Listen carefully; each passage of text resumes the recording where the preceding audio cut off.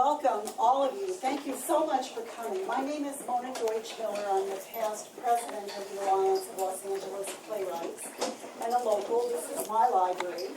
I love this library. And with me today, somewhere, he might just have gone to the restaurant, is Trey Nichols, who's the current president of the Alliance of LA Playwrights. Oh, no, it is. Oh, it is? What is the Alliance of LA Playwrights? We are an all-volunteer organization that tries to create a warm and welcoming community for playwrights in the Los Angeles area, but we actually have members from all over the world. We have a New Zealander, we have people in other English-speaking countries. So we try to put on educational programs for our writers. We do readings in the library. Think of it like a composer creating music. If you're a playwright and you're writing a play, it isn't really alive until it's in front of an audience. And you can feel and see how the audience reacts and responds to your words. And it's a great opportunity for the playwrights to see how the audience responds, to see what lands, where they might make improvements, things like that. Incidentally, what you're going to hear today is 6 10-minute plays. Now, what is a 10-minute play? A 10-minute play is literally a play that has a beginning, a middle, and an end. Ideally, it has some sort of character arc. It is not a skit. People actually change, or they should, in a 10-minute play. All of these plays were selected by independent judges. ALAP has a long-standing policy of not judging its own members' works. We wanted to avoid any impression that some people were being, picked out because they were, helpful to the mucky mucks. Well, I can tell you as a former mucky muck, they didn't pick my play a lot of times. It was very annoying. I didn't have to submit for today, so that's the reason I don't have in here. You're going to hear 6 10-minute plays, as my dear friend Dan Berckart, who used to run ALAP, together with John Dorff. They were both playwrights. Dan was also a director. Dan's remark about 10-minute plays is the great thing about a 10-minute play is that it's over in 10 minutes. So, maybe you'll just love it and be sorry to see it go, or maybe you'll think, oh, thank God. Anyway, today you're going to hear 6 very different plays. They all have to do with relationships between parents and children, long married spouses, old lovers, you name it. And of course, relationships are at the core of playwriting, although some of us have been known to write plays that involve trees. But my tree was a very expressive vine, and people loved him. So, without further ado, our first play, make sure all your cell phones are silenced, please. We are all going to be here except for one of our playwrights who has to leave for a talk back afterwards. And we encourage you to stay. You can ask questions, you can, whatever you want, and a lot of actors will remain too. And we are so fortunate to have some wonderful actors. And I would be remiss if I did not thank the Friends of Westwood Library.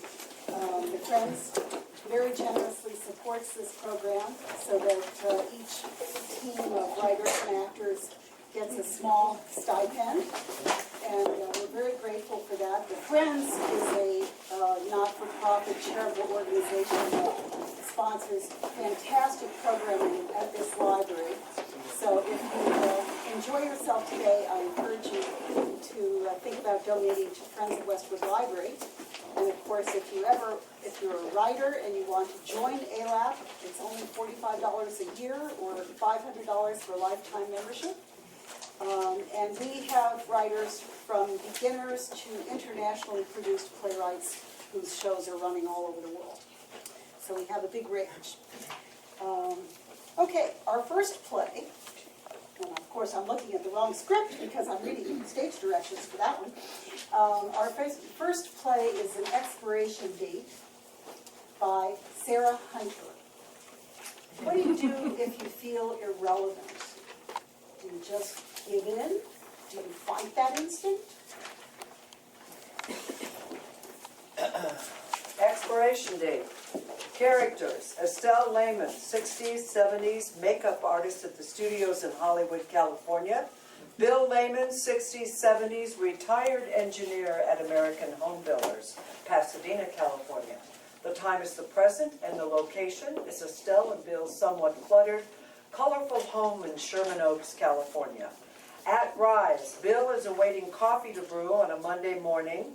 Bill gets up from his favorite chair and wanders over to the cabinet against the wall, picks up the Los Angeles Times. He returns to his chair in the living room where he snaps the newspaper open to the sports section. Estelle stops into the room. She appears angry, irritated. I'm back. So early. My services were not needed. I'm afraid to ask what that means. Tea time is at 9 a.m. I can't be late. Coffee's almost ready. Screw your golf game. I was fired. My dear, I think I may have told you this assignment might not have been a good idea. I should have listened to you. What's wrong with me? Look, I was trying to protect you. I don't look my age, do I? I can pass for 50. Do you think anybody values age? Does knowledge even have a chance nowadays? Bill brings the pot of coffee from the side cabinet, sets 2 cups down on the coffee table, and begins to pour himself a cup to hand to Estelle. Estelle takes the coffee pot, pours herself a cup. She walks to the sofa in the living room and plunks down.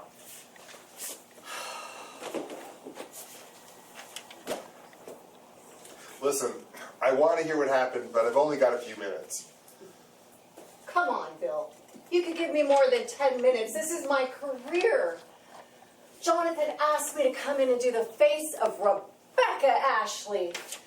Oh, it's a hard slap in the face. Estelle walks slowly to cabinet near his chair, grabs a box of Dunkin' Donuts, mournfully munches a cinnamon donut. I was the head makeup artist for Paramount. I was in demand. Yes, you were. And you're going to get over this. Rebecca Ashley is huge. It was an honor to be asked to work on her. But I guess I blew it. You are experiencing what's known as the expiration date phenomenon, otherwise known as we each have a shelf life. Oh, God, here we go.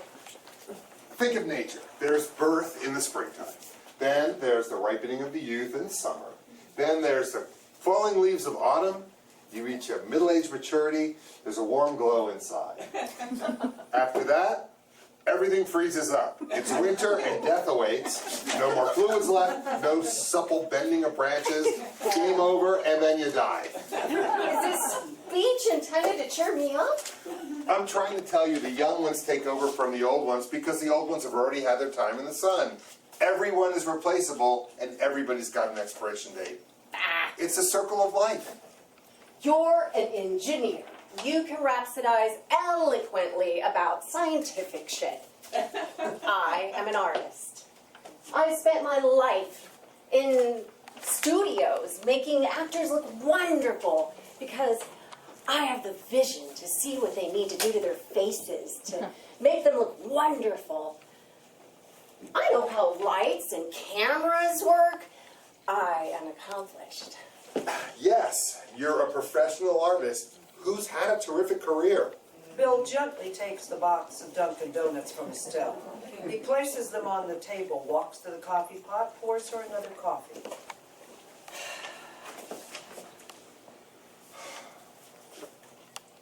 I blew it. From the moment I walked into her dressing room, I was off my game. Was she nasty to you? Oh, she was more than that. Estelle walks to the chair across from her, plunks down to ready herself for a psychodrama where she will act out both her part and Rebecca Ashley's part. Let her rip. Who are you? Hi, I'm Estelle. Jonathan told me you'd be needing makeup today. You look like my grandmother. What was your response to that? I was in shock. I said, well, whoever I remind you of, we better get started. And then she stomped across the floor, opened the door, and yelled for Jonathan to get his ass in here ASAP. That must have been disparaging. Disparaging, that's a good one. She comes back into the room with Jonathan in tow. He looked embarrassed, and he tells her and reintroduces her and tells her that I was the head makeup artist at Paramount. I was the head of the studio makeup team a decade ago. Okay. Don't get into the drama now. You're going to be okay.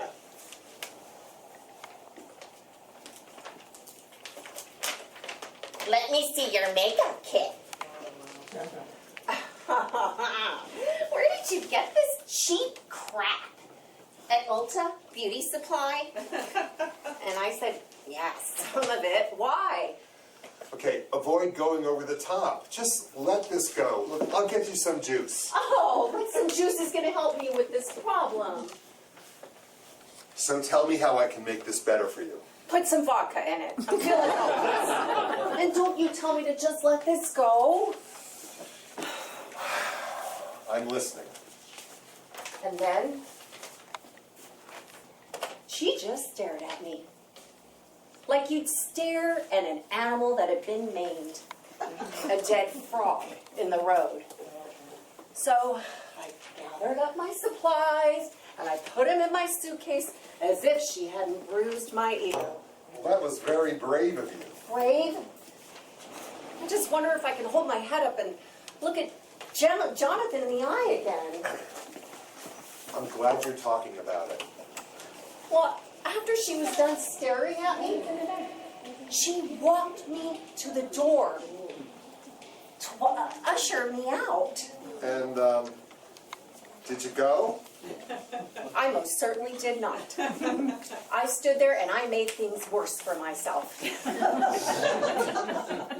I said, you're not giving me a scrap of respect. I could have made you look spectacular. And you're throwing me out. You know, I made Linda Evans and Joan Collins beautiful when I worked on them for Dynasty. Okay. So, was she mad because she's already beautiful? Or because all that happened back in the 80s? I'm insane.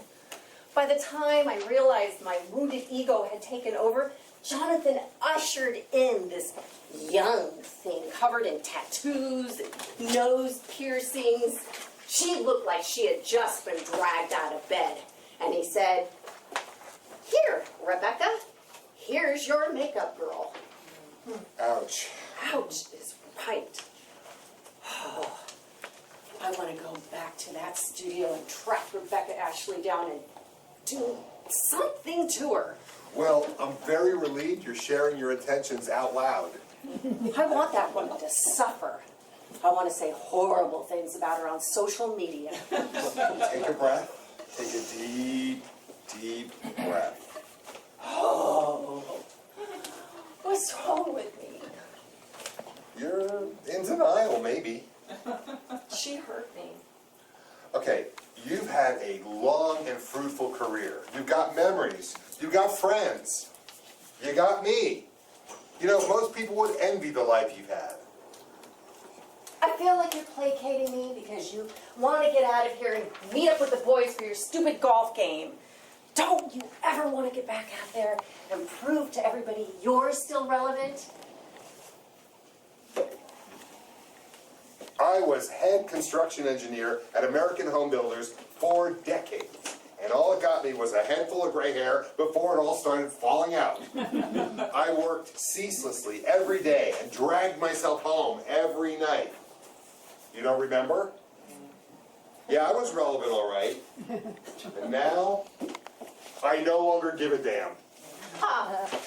They have a plaque with your name on the wall when you come in the front door. Okay, listen. When my life flashes before my eyes, do you think it's going to be a team of engineers greeting me on the other side? Or someone who I love, who loved me?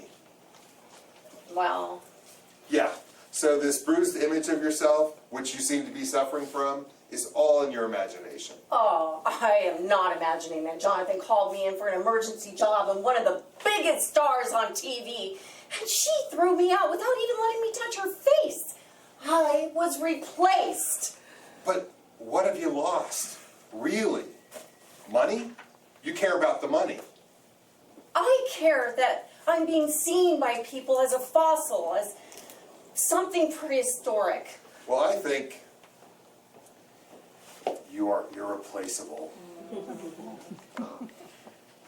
Oh, I wonder if there's something legal I can do to the studio, like sue them or something. You're not going to let this go, is that right? I don't want to. I worked with Jonathan for decades, and not only did he forget to apologize to me for the treatment Rebecca Ashley gave me, he didn't even walk me to my car. Okay, I'm no longer going to entertain any more of this I'm no longer relevant nonsense. Let's go for a walk. Oh, don't you have your golf game? I did, but I'm not going to show up. You're not. No, I'm going to go to that antique shop in the village that you love. Then I'm going to go to Jimmy's and I'm going to order a Spanish omelet. And then maybe I might be inspired to walk an extra mile or two because indeed, I'm not dead yet. Good. You have a great time. So, you're just going to sit here in your own self-imposed hell? All right.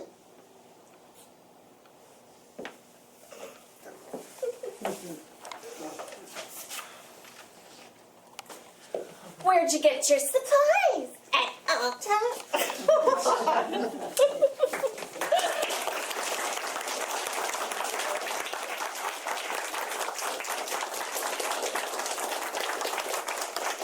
Also, if you're interested in a once-a-month in-person writing workshop, Cheryl is going to pass around a scrap of paper for your phone number and your email and your name.